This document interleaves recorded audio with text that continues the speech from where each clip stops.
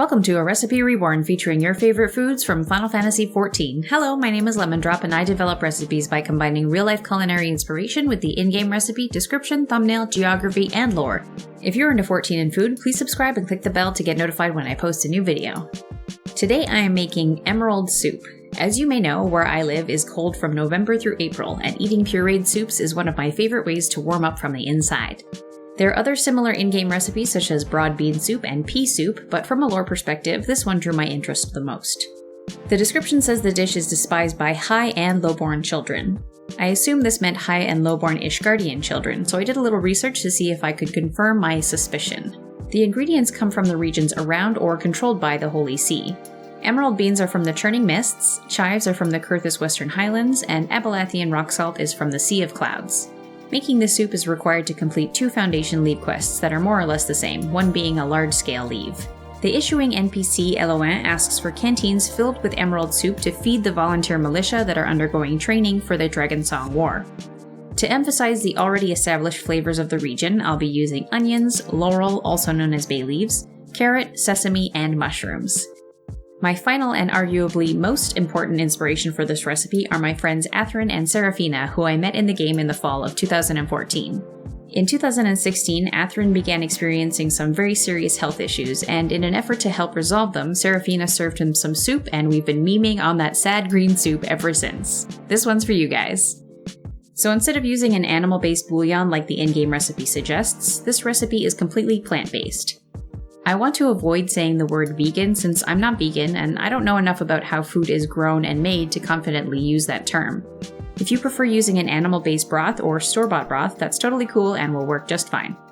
Just keep in mind if the broth is already seasoned with salt, you'll want to be careful about how much salt you use later. This broth recipe was developed by Andy Bawargani from Bon Appetit, with one minor detail of adding a bay leaf to stack more Ishgardian flavor. All the vegetables are tossed in a miso mixture and then roasted to deepen and intensify the flavors. The result is a deep, dark, rich, and intense liquid that really holds its own. After roasting for about an hour, the veggies go into a stock pot to boil in water for another hour. Here's my bay leaf and a little bit of pepper. When it's done, I pour it through a sieve, and if you want a really clear broth, line it with a piece of cheesecloth.